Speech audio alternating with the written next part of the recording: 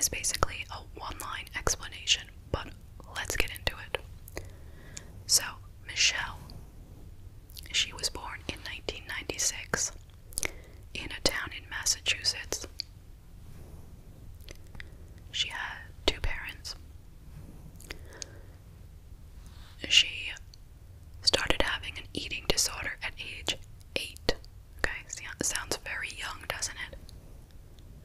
She started taking psychiatric meds, I believe it was Prozac, at age 14. Also kind of young for that, right? But, I mean, I guess her problems were pretty severe. She was also involved in cutting, self-harm. She was depressed. She was very socially awkward and extremely lonely. She had good grades in school, though. She had attempted to take her own life one time by hanging, but at the last second, she changed her mind. If you would speak to her classmates, they would tell you she was one of these people who was extremely eager to make friends, and she would be very, very, very overbearingly nice to try to get you to like her. And if you showed a little bit back, she would be 10 times nicer even.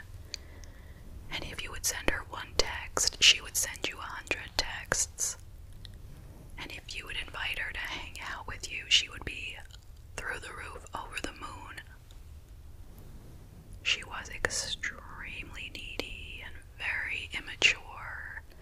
And while it sounds like on one level, oh, what a nice person, why won't someone give her a break? Why won't they be friends with her? She just wants to be nice. She just wants to fit in. But you have to realize that someone who acts like that, that is socially awkward, and it is hard to spend time with someone like that. Kids aren't just looking to be charitable and hang out with kids who are lonely,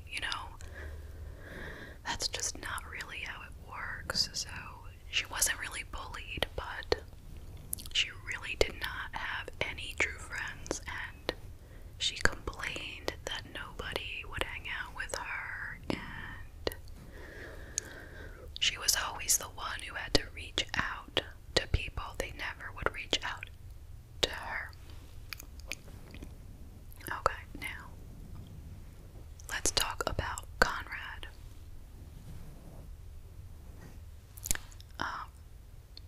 Shortly before the incident, he had graduated from high school. He had a 3.88 GPA, which is almost perfect. He was accepted to a state college, but he had decided not to go. Instead, he was going to go into his parents' or his family's marine salvage business. He had gotten his captain's license.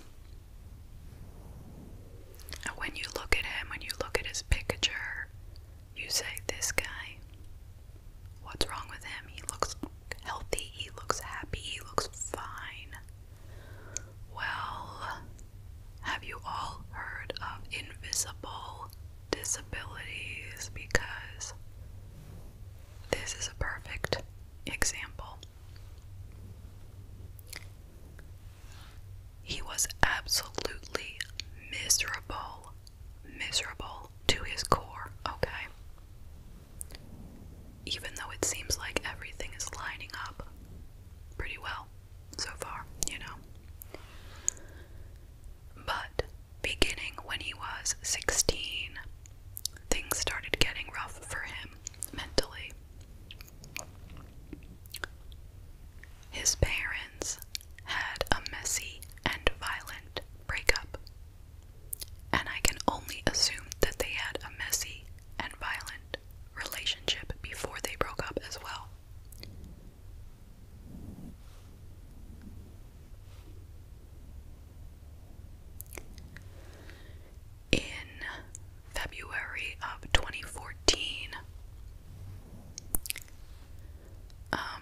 he was with his father, and he was watching some kind of sports event on TV. The father asked him to put away a pan of macaroni and cheese that had been left out, and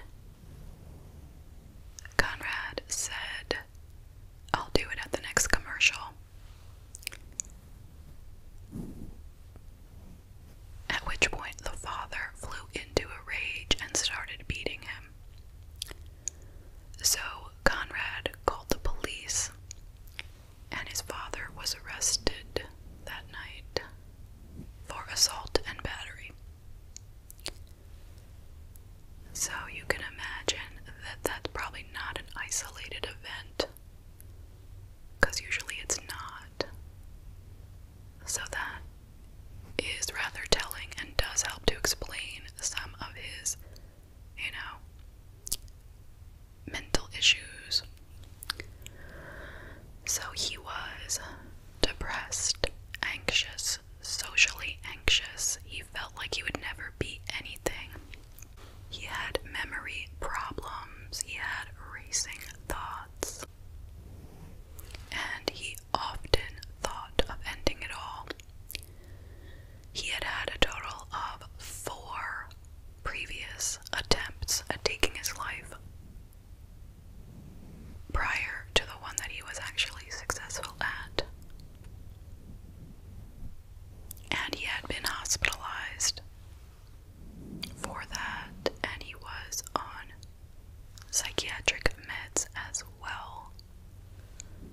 But clearly nothing was really helping him, which is very sad. Let's talk about how the two met each other. So they both went down to Florida in February of 2012 to visit relatives. They had never met each other. They lived, like I said, an hour apart in Massachusetts, but their relatives were actually neighbors, so they ran into each other somehow and met while they were in Florida. And they bonded together over their depression that they shared. And from that point on, they were in constant contact through texts and phone calls and that sort of thing, mainly for over 2 years. It was said that they had met in person about 5 times, but there is zero discussion on those meetings. If anyone knows anything about those meetups, what took place, anything, let me know, because I was unable to find any information about the meetups. Supposedly she asked to get together with him a lot of times, and usually it wouldn't happen. Anyway, over the course of these 2 years, they spent a lot of time talking about each other's mental problems and how they were feeling. Both of them were complaining back and forth about what was going on in their heads and in their lives. But he was often talking about wanting to take his life, constantly bringing it up, telling her that he had tried last night and he was going to do it again, and she was telling him, "Don't do it, get help.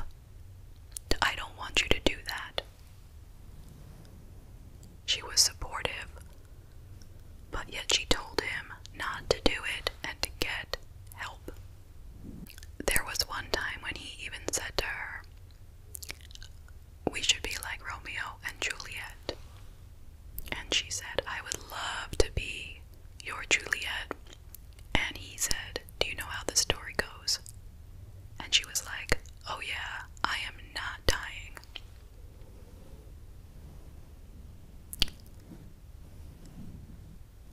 So she kind of had a romantic feeling about this relationship, but yet she was not planning on taking her own life for it.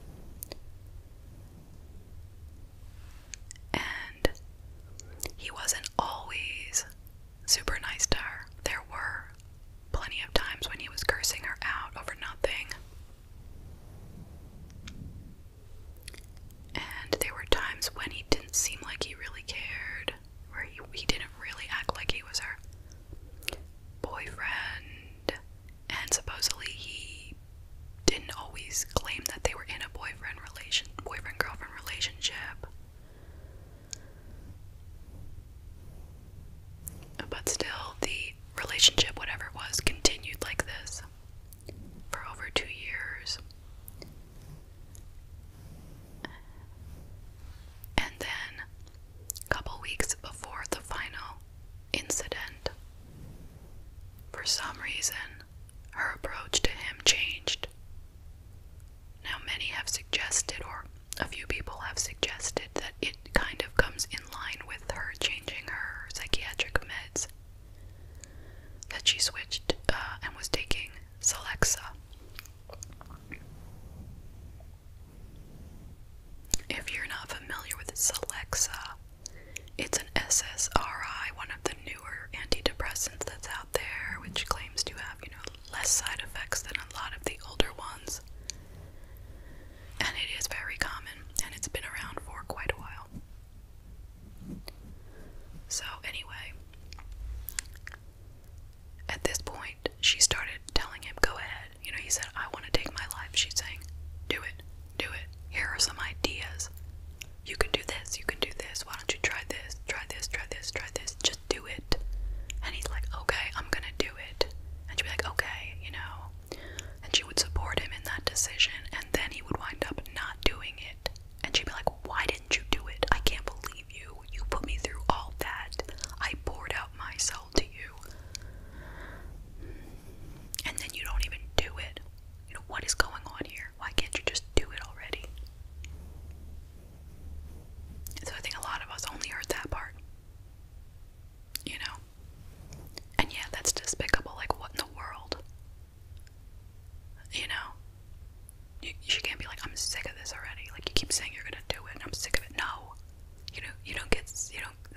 That's not normal. You know what I'm saying? Like, I can't get it into words, but anyway, that's how she's acting. But she's kind of also like, you're so miserable. I don't want you to be so miserable. You have to do this. Nothing is going to help except this. So she's agreeing with him. She's finally agreeing with him. And he's happy for it. He's like, yeah, this is good. This is what I wanted. I wanted someone to support me in this. Now, I read somewhere, someone mentioned he had been grooming her to become this way. And that was kind of something to me. I was like, huh. I mean, I wouldn't say he was purposely grooming her. It sounds so sinister. But if you think about it, 2 years of him saying that he's gonna do it, he's gonna do it, he's gonna do it, and why he's gonna do it, and all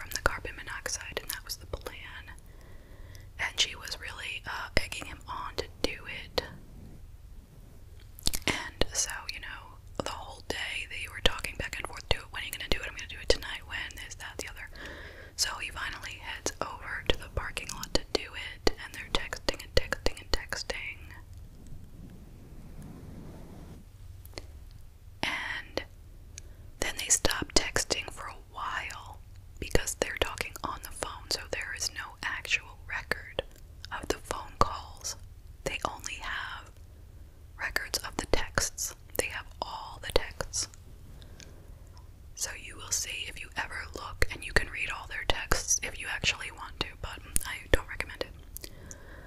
But yeah, you will see a time break, you know, where they're texting, like tons of texts, and then there's like a break for like 2 hours or something, and that's when they're talking. And during that time, he had gotten out of the car. The car had filled up with carbon monoxide, and he was feeling the effects, and he changed his mind. And he told her, I got out of the car, I changed my mind. And she was like, what? Get back in the car. This is from her. We only know this because she wrote a text to her friend telling her about this, okay? So, she told him, get back in there. You're only gonna go through this again tomorrow. I don't want you to go through all this again. So there's a piece of, you know, kindness, sort of, like deranged kindness, where she's saying, you went through all this to do this. This is what you want to do. It's so difficult for you, and now at the last second you're not gonna do it. But then tomorrow you're gonna have to go do it all over again.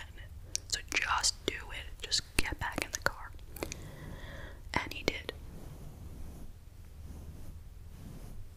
And you could see by the texts when they start up again that he stops texting at some point, and then you know. She continued to text him though, even after he was gone. And she even continued to text him like the next days and days, maybe weeks, I'm not sure how long. She texted him that she missed him and that kind of thing. She was thinking of him. And he was her angel and that kind of thing. So, now, his family did not know that he was actually having thoughts of killing himself. I mean, they knew that he had in the past, but they thought he was kind of okay at this point. So, they claim that they did not see this coming when they found out the truth. And she didn't tell anyone anything, you know, once she realized what had happened, she just kept her mouth closed and just let the authorities, you know, find him at their own pace. So, it was just seen as a regular suicide at first, because that's what it would appear to be. What else would it be? Until the police decided to look at his text history, and that's when they saw all this stuff from her. So it took a while, but let me see the date actually. She was indicted February 2015. Now, just to remind you, the actual incident occurred on July 13th, 2014, so it is more than 6 months later. Okay, they indicted her, and the trial itself did not begin until June 6th, 2017. Okay, so now that, I have to look back again, is almost 3 years from the death. Literally, almost 3 years it took to actually go to trial. Now, when it went to trial, she waived her right to a jury. I mean, that was what her lawyer told her to do. Because, she was up for the charge of involuntary manslaughter. Okay, so the lawyer thought that the jury would be swayed by emotions, you know, and then they might convict her. But he felt that the judge would have to go by the books, you know, by the law. And for that reason, she wouldn't be convicted, because it doesn't really make any sense if you really think about it. So that was the plan, okay? So, the defense basically went with sort of two things. One was the law, that it's